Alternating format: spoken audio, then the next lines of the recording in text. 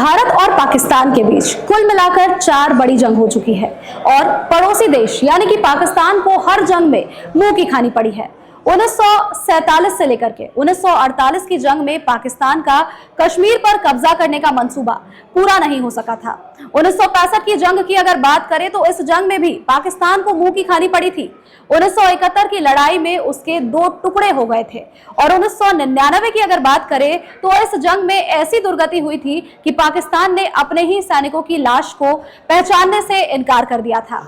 अब देखिए एक नया रुख अपनाने जा रहा है। पहलगाम में आतंकी हमला हुआ और इसके बाद दोनों ही देश के बीच एक बार फिर से टकराव की सुगबुगाहट तेज होने लगी है। अब ऐसे में कई सवाल उठ रहे हैं, लोगों के मन में कई सवाल हैं और इस बीच एक सवाल जो सबके मन में आ रहा है, अगर दोनों ही देश के बीच में जंग होती है तो पाकिस्तान भारत के सामने कितने दिनों तक टिक पाएगा।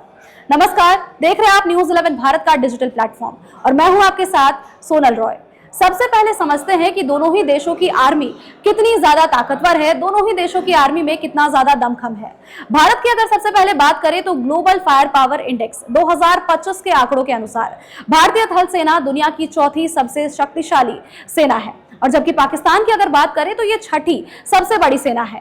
भारत के पास 14,55,000 सक्रिय सैनिकों का बल है, जबकि पाकिस्तान की अगर बात करें तो पाकिस्तान के पास 6,54,000 सक्रिय सैनिक है।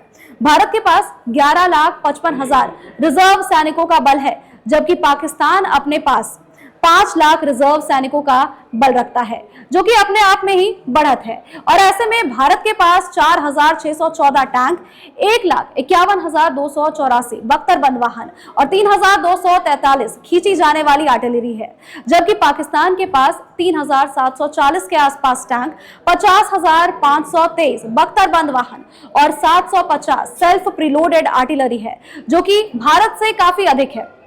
अब ऐसे में पाकिस्तान की आर्थिक स्थिति और सैन्य आधुनिकीकरण में सीमित निवेश की क्षमता प्रभावित करती है। जानकारी अगर आपको दे तो इसी तरह से अगर देखा जाए तो पाकिस्तान की थल सेना भले ही कागजों में ताकतवर है, भले ही पाकिस्तान की थल सेना कागजी तौर पर ताकत दिखाती है, लेकिन हकीकत शायद कुछ और ही है।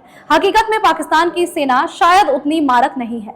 दोनों ही देशों की तुलना अगर करें तो भारत की थल सेना संख्या बल, संसाधन और तकनीकी रूप से पाकिस्तान से काफी आगे है।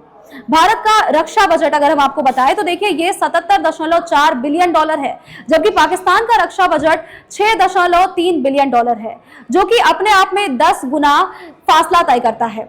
और अगर बताएं तो भारत को उन्नत हथियार और प्रशिक्षण में इससे बढ़त मिल जाती है। अब ये तो हो गई थल सेना की बात। अब हम आपको बताते हैं कि समुद्र की लहरों की जोर पर अगर लड़ाई हुई तो किसका राज होगा। तो देखिए भारतीय नौसेना एक ब्लू वाटर नेवी बताई जाती है, जो कि वैश्विक स्तर पर अभियान चलाने में खुद को सक्षम रखती है। वहीं अगर हम दूसरी तरफ पाकिस्तान के नौसेना की बात करें तो पाकिस्तान की नौसेना को ग्रीन वाटर नेवी कहा जाता है, जो कि मुख्य रूप से तटीय रक्षा तक ही खुद को सीमित रख पाती है। भारत के पास 294 नौसैनिक प्लेटफॉर्म्स हैं, जबकि 2 विमान वाहक पोत हैं, जिनमें INS विक्रांत और INS विक्रम आदित्य शामिल है। साथ ही 18 पनडुब्बियां हैं, साथ ही 14 डिस्ट्रॉयर हैं और 300 एयरक्राफ्ट शामिल हैं, जबकि पाकिस्तान के पास 114 नौसैनिक जहाज, 8 पनडुब्बियां, 9 फ्रिगेटर और 85 एयरक्राफ्ट शामिल हैं। पाकिस्तान अपनी नौसेना को चीन और तुर्की के सहयोग से आधुनिक बना रहा है, लेकिन यह भारत की नौसेना की तुलना में काफी छोटा और कम सक्षम माना जाता है। अब देखिए नौसेना की बात भी हमने कर ली, अब हम आगे बढ़ते हैं और आपको बताते हैं कि हवा में अगर लड़ाई होती है तो कौन बाजी मारेगा, किसकी जीत होगी। भारतीय वायुसेना के पास 2,229 एयरक्राफ्ट है, जिनमें से 600 फायर जेट है, 899 हेलीकॉप्टर है और अत्याधुनिक एयर डिफेंस सिस्टम भी इसमें शामिल है। भारत की एयरफोर्स वैश्विक स्तर पर 4थे स्थान में शामिल होती है और इसके पास अर्ली वार्निंग सिस्टम भी मौजूद है और मिसाइल सिस्टम जैसे आधुनिक उपकरण भी भारत के पास मौजूद हैं। भारत इन सभी चीजों में सक्षम है। पाकिस्तान की अब अगर बात करें तो पाकिस्तानी एयरफोर्स के पास 1,434 एयरक्राफ्ट है, जिनमें से 387 फाइटर जेट और 97 अटैक हेलीकॉप्टर शामिल हैं।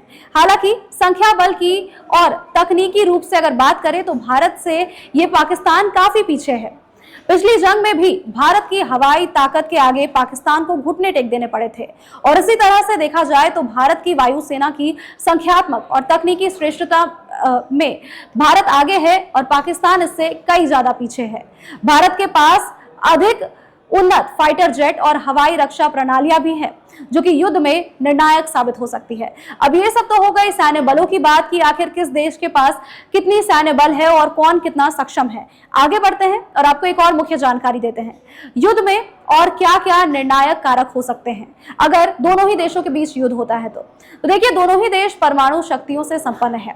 भारत के पास 120 से लेकर के 130 और पाकिस्तान के पास 150 से 170 परमाणु हथियार हैं।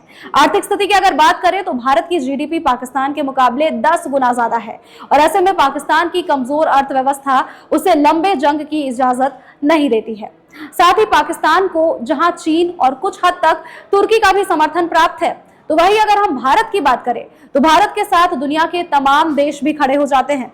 हालांकि दोनों ही देश की लड़ाई में बाहरी किसी भी देश का हस्तक्षेप करना, इसकी संभावना थोड़ी कम मानी जाती है। अब एक और आखिरी सवाल और एक आखिरी मुद्दा जो सबके दिमाग में आ रहा था, उस बात को भी हम यहाँ पर स्पष्ट करते हुए चलते हैं। जंग में कितने दिनों तक आखिर भारत के सामने पाकिस्तान टिक पाएगा? पाकिस्तान की सैन्य क्षमता भारत की तुलना में काफी कम है। आपको अगर हम बताएं तो 1971 की जंग जब हुई थी तो उस वक्त भारत ने पूर्वी और पश्चिमी दोनों ही मोर्चों पर हमला कर दिया था। तो उस वक्त की जब बात हम बता रहे हैं तो देखिए 13 दिनों के भीतर ही पाकिस्तान ने सरेंडर कर दिया था और उसके 2 टुकड़े हो गए थे। मौजूदा समय की अगर बात करें तो पाकिस्तान की स्थिति ऐसी है कि 13 दिनों तक भी उसका टिक पाना मुश्किल ही लगता है।